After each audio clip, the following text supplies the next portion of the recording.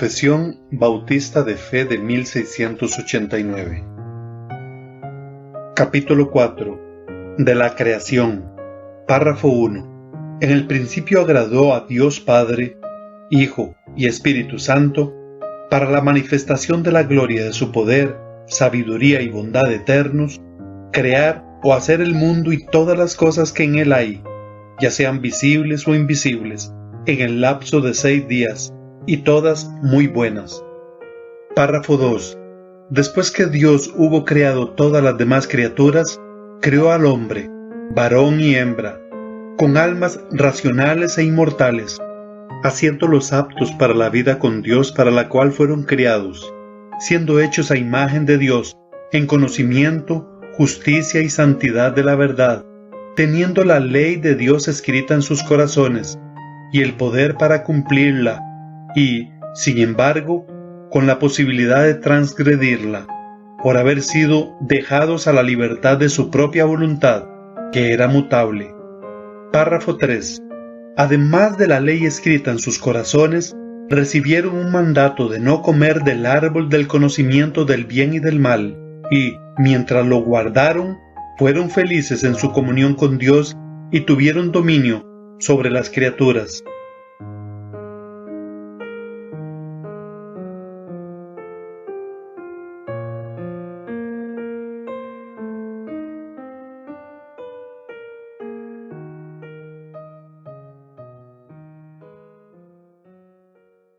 La confesión de fe no es autoritativa para nosotros, no es inspirada, pero son documentos muy importantes e iglesias como estas históricas, que son confesionales, tienen una doctrina muy clara hace mucho tiempo, y esto es muy importante que esté redactado y que esté consignado, porque cualquier viento de doctrina que venga en estos momentos, como ha sucedido en la iglesia contemporánea en los últimos 25, 50 años, pues no nos va a mover, porque tenemos claro qué es lo que nosotros creemos.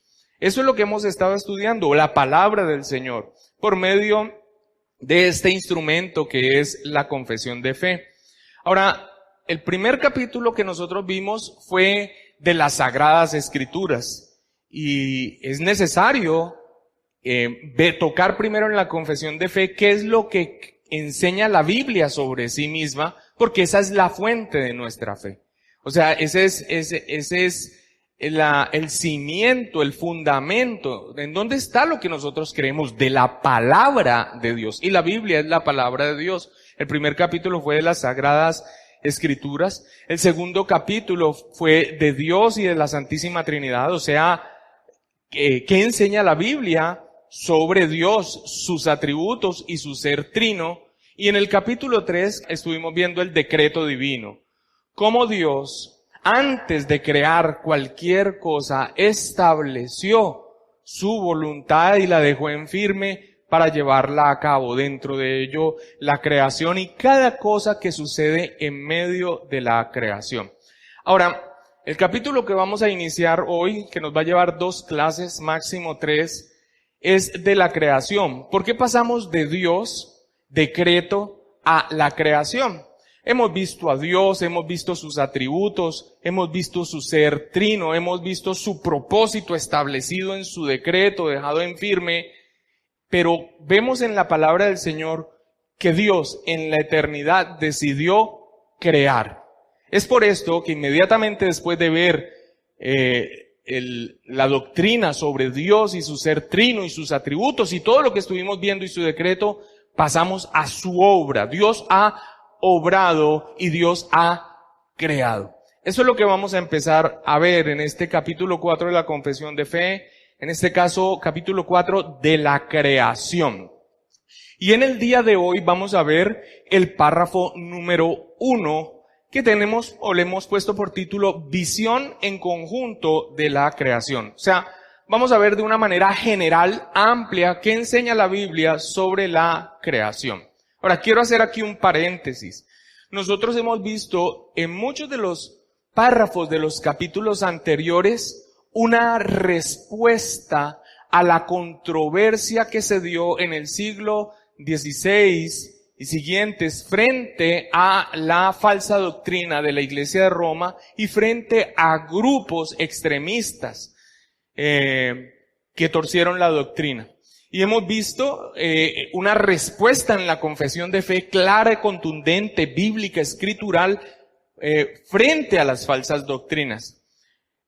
En el caso de la creación, en este punto del párrafo 1, no vemos nosotros una controversia en el siglo XVI. No vemos que sea escrito por dar una respuesta a lo que la Iglesia de Roma decía torcido o los grupos extremistas como los anabautistas. Pero sí hay una controversia en el día de hoy en medio aún de la Iglesia evangélica. Entonces, la vamos a tocar, esa controversia, pero es importante, como es un documento histórico, entender que está dando una definición general de la creación, no está respondiendo a una controversia, pero al día de hoy sí hay una controversia al respecto y aún en ello la confesión de fe nos ayuda para mencionarlo y dar algo de claridad. Entonces vamos a ver entonces esta visión en conjunto de la creación y vamos a iniciar leyendo el párrafo 1. Párrafo 1. En el principio agradó a Dios Padre, Hijo y Espíritu Santo para la manifestación de la gloria de su poder, sabiduría y bondad eternos, crear o hacer el mundo y todas las cosas que en él hay, ya sean visibles o invisibles, en el lapso de 6 días y todas muy buenas. Este párrafo, que es conciso, general, una visión en conjunto de la creación, tiene varios aspectos a considerar. Allí vemos el tiempo de la creación, cuándo fue la creación, si pudiésemos hablar de un cuándo. Ya voy a explicar esto. ¿Quién es el autor de la creación? ¿Cuál es el propósito de la creación?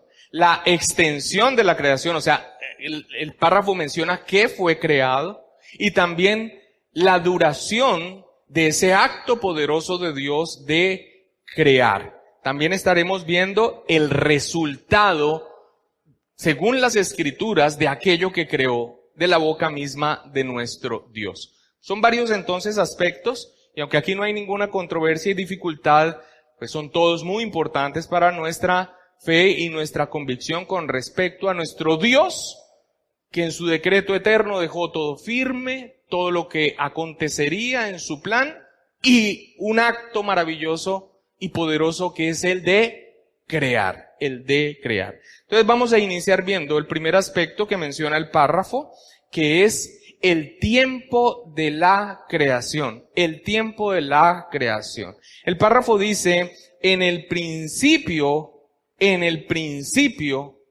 agradó a Dios Padre, Hijo y Espíritu Santo. En el principio. Génesis 1:1 dice, en el principio creó Dios los cielos y la tierra. Y esa palabra en el principio es muy importante para nosotros, porque allí marca el comienzo del tiempo. Antes de que Dios creara, no existía el tiempo. Dios no experimenta paso de tiempo en el sentido de que en su ser Él experimente o tenga una existencia paralela o similar a la nuestra, en donde nosotros vivimos nuestra vida en el tiempo, tras una sucesión de eventos. No, antes de que Dios creara, básicamente Dios era. Ni siquiera el tiempo existía. Nosotros conocemos claramente, la física humana relaciona tiempo, materia y espacio. Y antes de que Dios creara, solamente Él era. No había materia, no había espacio. Es una abominación hablar de materia preexistente. Antes de la creación, eso lleva a un problema gravísimo que se llama dualismo, y eso sigue avanzando ese dualismo. Aquí nos hemos referido a él, no lo vamos a hacer ahora. Así que Dios crea todas las cosas ex nihilo, o sea, de la nada. Por lo tanto, no había materia, no había espacio, no había tiempo. El tiempo empieza a correr, y por eso dice, en el principio empieza a correr cuando Dios crea todo, espacio, materia y el tiempo. Así que esta parte del principio es muy importante tenerla presente también para nuestras convicciones, en el sentido de que Dios, aunque crea todas las cosas y está relacionado con la creación, Dios está por encima de la creación. Está por encima de la creación. Se involucra con la creación, pero no es parte de la creación. No es parte de la creación. Se involucra con ella. Así que Dios crea todas las cosas en el principio. Y esa palabra en el principio es importante, porque a partir de allí inicia el tiempo. Para nosotros un concepto como eternidad es una linealidad de eventos hacia el pasado infinitamente y hacia el futuro infinitamente. Así vemos nosotros y experimentamos un concepto difícil de entender como la eternidad. Pero en la eternidad de Dios no tiene que ver eso. En la eternidad de Dios no es la consecución del paso del tiempo, o el ayer, o el hoy, o el mañana. Él está por encima del tiempo. Sin embargo, Él ha creado y Él actúa en el tiempo. Él actúa en el tiempo. Así que Dios en el principio creó todas las cosas. Antes de esto solamente Él era. No había ni materia persistente ni espacio. Eso es difícil para nuestro entendimiento, pero es lo que vemos en la palabra del Señor. ¿Cuánto entonces es el tiempo de la creación? Cuando Dios crea, allí inicia todas las cosas que Él ha creado. No existe el tiempo antes de la creación. No existe el tiempo antes de la creación. Un segundo aspecto que podemos ver allí en el párrafo 1 dice en el párrafo 1, en el principio agradó a Dios Padre, Hijo y Espíritu Santo. Y allí podemos nosotros ver el autor de la creación. En el principio agradó a Dios Padre, Hijo y Espíritu Santo. Miren, cuando Pablo predicaba, por ejemplo, a comunidades totalmente gentiles que no habían tenido ninguna cercanía a las Sagradas Escrituras, que lo que para nosotros es el Antiguo Testamento, siempre que se refería a Dios en esas sociedades politeístas, él hacía claramente una referencia a Dios como aquel que ha creado los cielos y la tierra y todo lo que en ellos hay. Una referencia a Dios, el Creador. Obviamente nosotros, en medio de un mundo occidental y la cristiandad, sí, Dios ha creado todas las cosas, pero esto es muy importante, amados hermanos, porque es Dios como creador. Dios es el que hace todas las cosas. Nada existía antes. Y como lo vimos en Doctrina de Dios, nuestro Dios es un ser trino. Por eso la mención de Dios Padre, Hijo y Espíritu Santo. Ahora, nosotros podemos ver que un papel tiene el Padre, un rol cumple el Espíritu Santo y un rol cumple el Hijo, tanto en la creación como en la redención. ¿Cuál es el papel del Padre en la creación? Él, ¿qué? Dice. Él en su decreto ha establecido, Él dice. Dice la palabra del Señor que el Señor Jesucristo es el arquitecto. Todas las cosas por medio de Él fueron hechas. Y el papel del Espíritu Santo se ha considerado como la presencia inmediata de Dios en medio de la creación. El Espíritu Santo se movía en la faz de las aguas. Pero básicamente, aunque podemos ver todos estos roles, y de manera clara, lo que afirma la Escritura es que Dios ha creado. Él es el autor. Génesis 1 al 2 dice, en el principio creó Dios los cielos y la tierra estaba desordenada y vacía, y las tinieblas estaban sobre la faz del abismo, y el Espíritu de Dios se movía sobre las aguas. Juan 1:3 es complementario, aquí donde vemos a Dios Padre decretando. Ahora, viene una situación que es importante para nosotros. Cada vez que nosotros vemos los roles o los papeles que desempeñan tanto en la creación como en la redención, el Padre, el Hijo y el Espíritu Santo, debemos luchar por no dividir a Dios. Dios es uno. Dios es uno. Pues la Trinidad es un misterio. Pero sí nosotros podemos ver las distinciones entre Padre, Hijo y Espíritu Santo, no en deidad, no en importancia, no en poder, no en atributos, sino con respecto a sus roles, la labor que Él desempeña tanto en la creación como en la redención. Aquí vemos al Padre y al Espíritu Santo, y en Juan 1:3 dice, todas las cosas hablando del Señor Jesucristo, por Él fueron hechas y sin Él nada de lo que ha sido hecho fue hecho. El arquitecto de la creación. Así que, ¿quién es el autor de la creación? Dios. Dios Padre, Hijo y Espíritu Santo. Así que hemos visto el tiempo de la creación, en el principio, el autor de la creación, Dios mismo, involucradas obviamente las personas de la Trinidad. También vemos allí en el párrafo 1 el propósito de la creación. Dice, para la manifestación de la gloria de su poder, sabiduría y bondad eternos. A mí me gusta mucho siempre que se tocan estos puntos hacer énfasis en esto. Miren, la iglesia contemporánea está tan enfocada en el hombre, es tan antropocéntrica, que muchos incluso dicen de manera así como natural que Dios ha creado y lo establecen y lo dicen de una manera como que Él necesitara crear o necesitara crearnos a nosotros como para no estar tan solo. La doctrina de la Trinidad echa eso por tierra. Había una unidad maravillosa, espléndida y la hay en las personas de la Trinidad. Así que Dios no crea porque sea necesario ni porque esté solito y yo entonces ¿con quién comparto? Dios crea con un propósito. Y el propósito de toda la creación, incluyéndonos a nosotros, es manifestar su gloria y darle gloria a Dios. La manifestación de la gloria de su poder, sabiduría y bondad eternos. Romanos 1:20 dice, porque las cosas invisibles de Él, su eterno poder y deidad, estos atributos se pueden ver para nosotros, somos testigos de ello, dice, se hacen claramente visibles desde la creación del mundo. Cosas, atributos de Dios, su eterno poder, su deidad, que Él es Dios, siendo entendidas por medio de las cosas hechas, de modo que no tienen excusa. Hablando de aquellos que en su necedad niegan a Dios y se sumergen en sus pecados, ellos no pueden negar lo que la creación grita, que hay un Dios, que hay un Dios. Y el propósito de la creación, de todo lo creado, es mostrar la gloria de Dios, mostrar su sabiduría, mostrar su poder, mostrar su bondad. Los cielos cuentan tu gloria.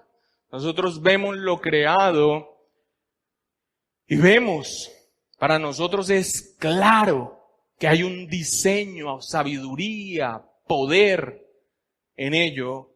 Vemos a nuestro Creador. Salmo 104:24 dice, cuán innumerables son tus obras, oh Jehová.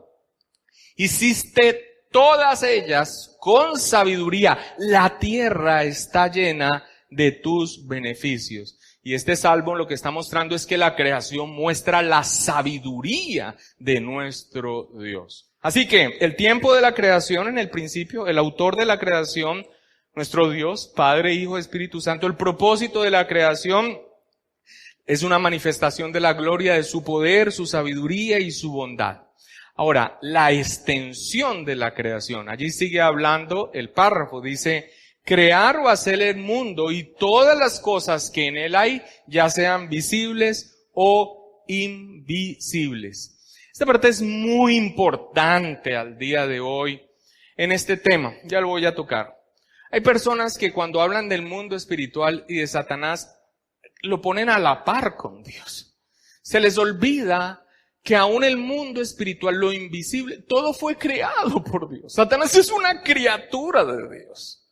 A veces lo ponen en ese dualismo religioso, en ese yin-yang del pensamiento cristiano, como alguien que se opone a Dios. ¿Quién se puede oponer a Dios y en el establecimiento de su voluntad?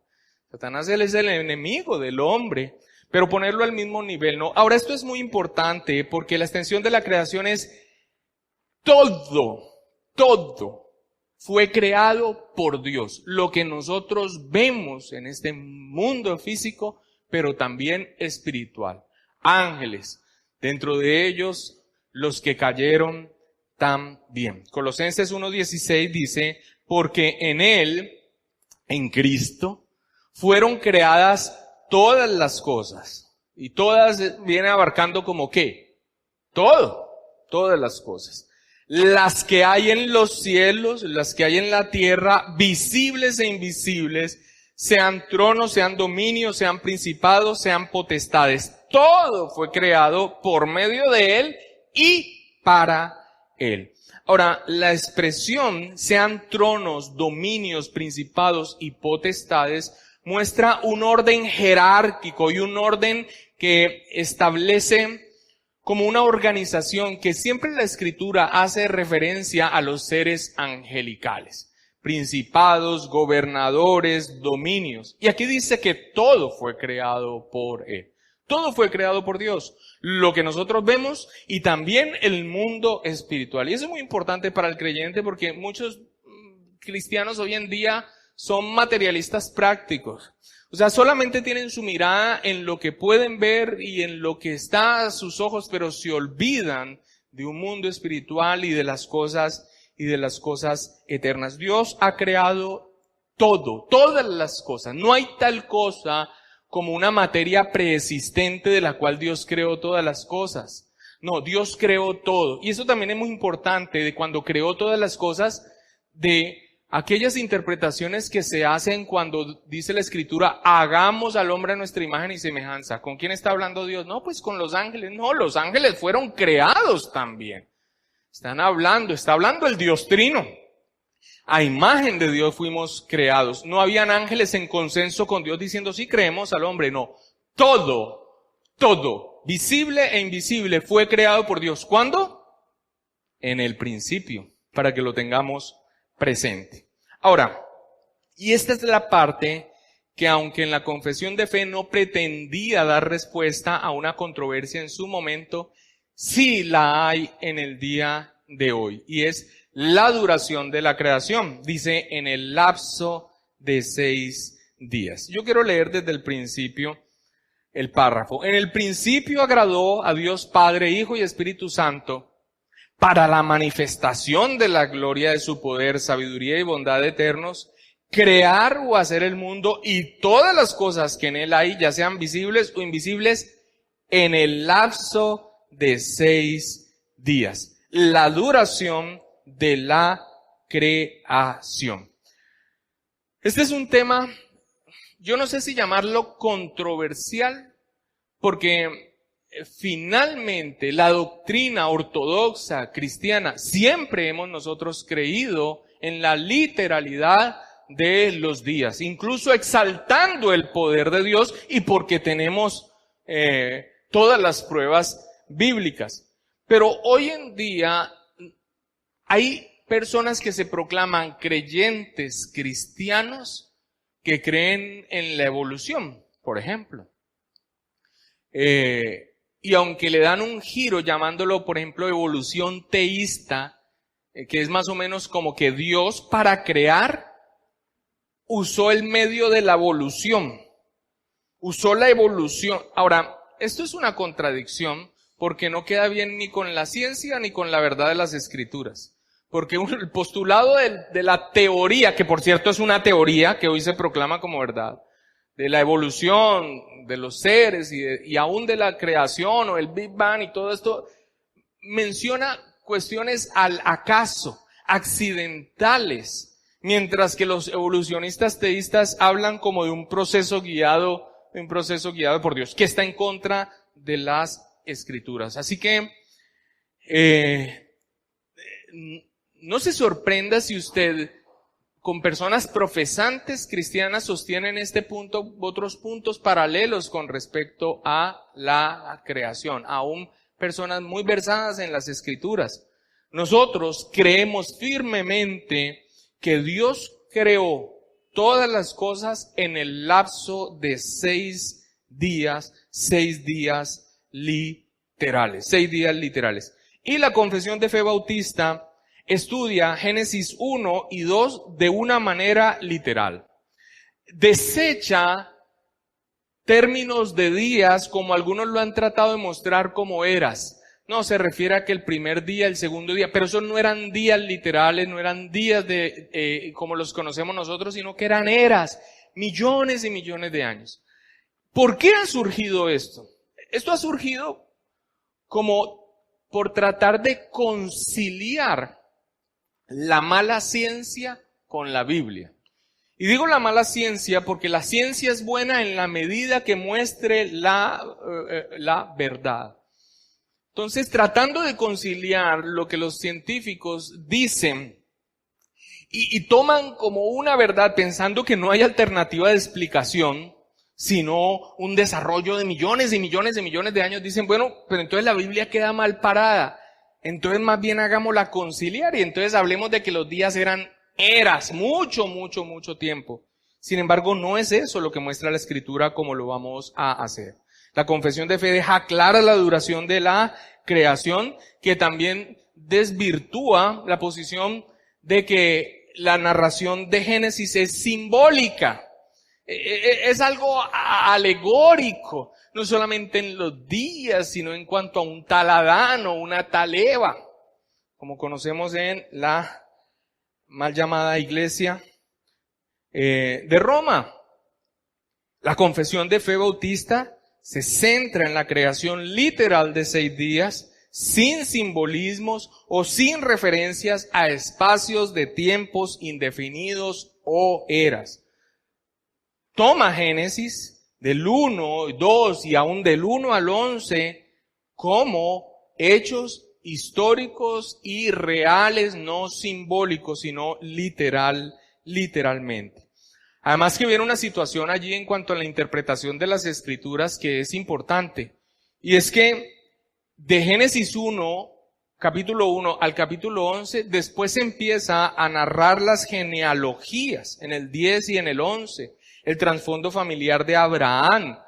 ¿Cómo puede relacionarse en ese mismo texto, en esa misma texto que tiene una identidad literaria, una cuestión simbólica, una cuestión alegórica, después con hechos reales? Entonces, si son consistentes, deberían también tomar todo esto de la genealogía de Abraham y todo esto también como alegórico. Y básicamente es un personaje histórico fundamental que se menciona en las Escrituras como verdaderamente que existió, literal su existencia.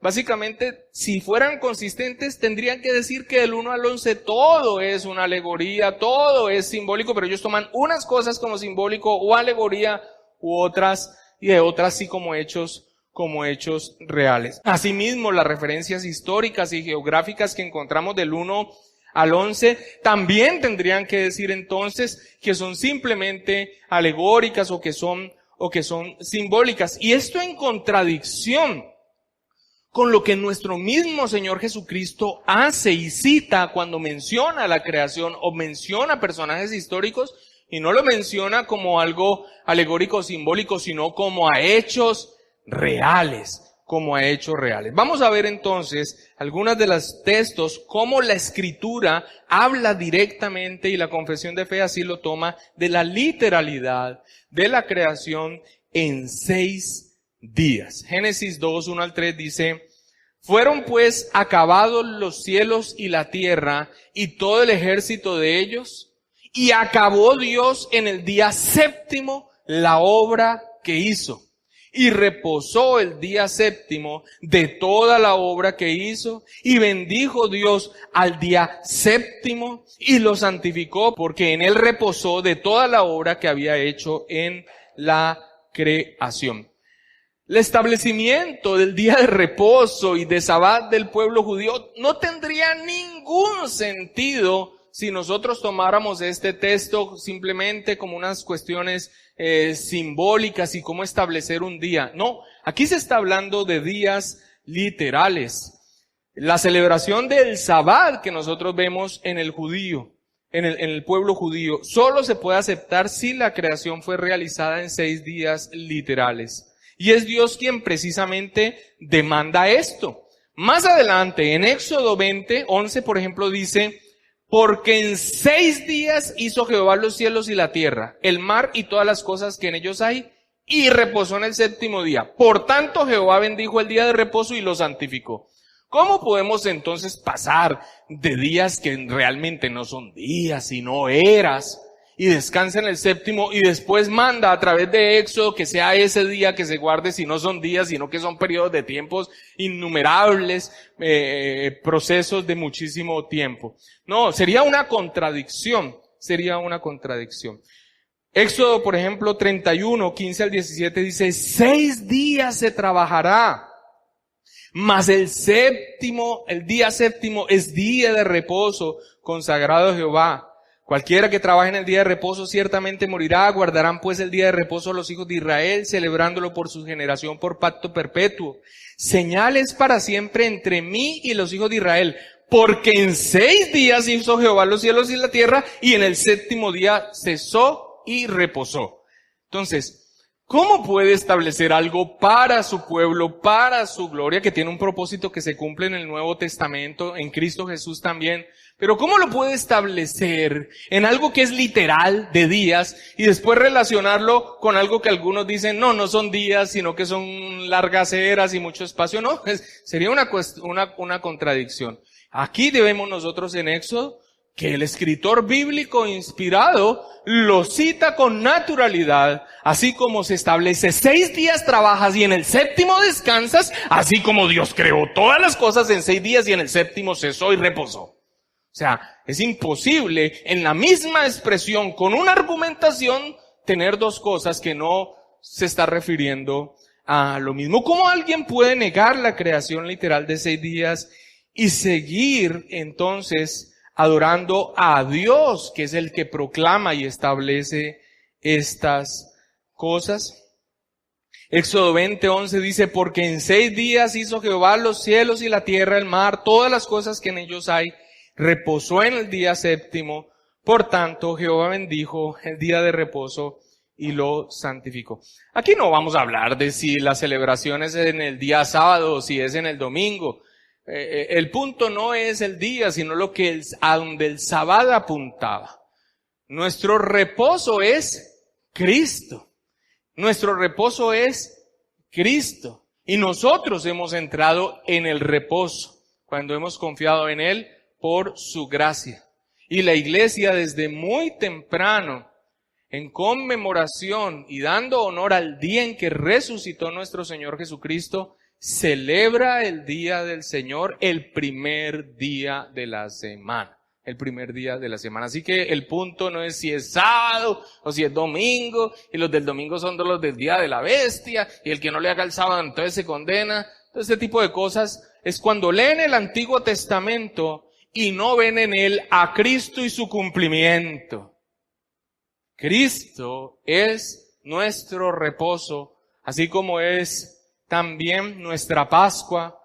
Cristo es el cumplimiento de todas las promesas en el Antiguo Testamento. Y así lo ha hecho la iglesia. Ese no es el tema, pero es importante mencionarlo. Entonces, alguien dirá, bueno, pero ¿y cómo explicamos toda la apariencia de tiempo que tiene la creación?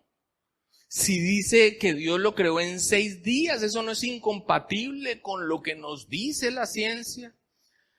¿Cómo creó Dios a Adán? ¿Bebecito? ¿Embrión?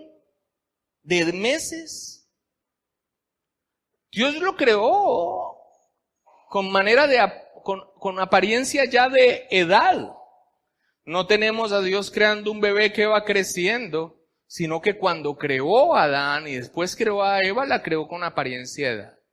Así que nosotros creemos que Dios tiene el poder, y así lo hizo, para crear todas las cosas, o creó toda la tierra y sembró puras semillitas para que fuera creciendo el Edén. No creó todas las cosas, creó los animales, y cuando las creó inicialmente tenían la apariencia de edad. Así que esa dificultad de decir no puede ser porque todo tiene una apariencia de mucho tiempo, la respuesta es así creó Dios todas las cosas en el principio. La Biblia entera habla de manera literal en torno a Génesis 1 al 11.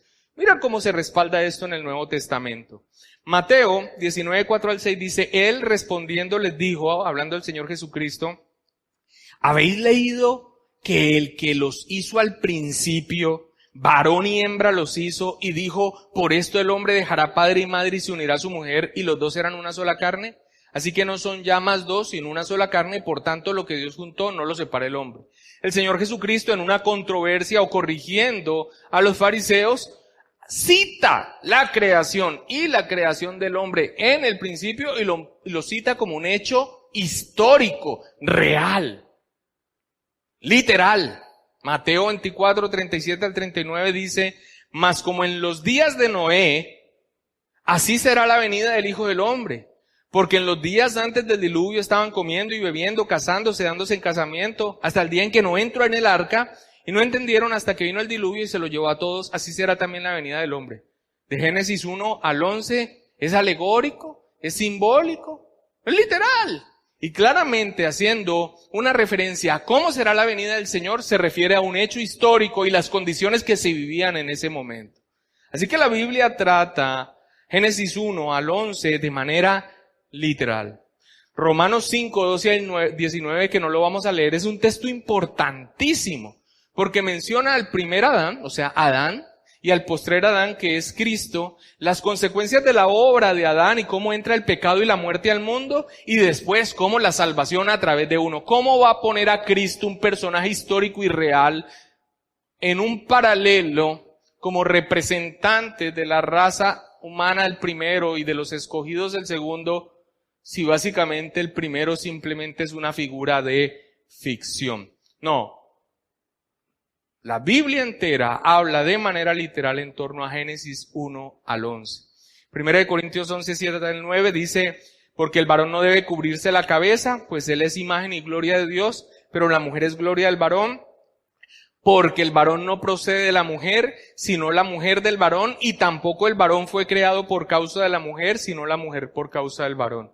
Nosotros vemos aquí a Pablo estableciendo una diferencia en los roles, aun como lucían de acuerdo a las costumbres de ese momento, viendo una diferencia y citando al Génesis y la creación para dar sustento a la orden que él estaba dando en la iglesia. No viene al caso explicar específicamente aquello de cubrirse o descubrirse la cabeza, que está en el contexto de allí. Aquí lo que nos importa es que Pablo, para sustentar la orden que él da de la diferencia de roles entre hombre y de la mujer, está citando al Génesis de una manera que claramente se refiere a él como algo real, histórico, algo que sucedió y no como un simbolismo o una alegoría.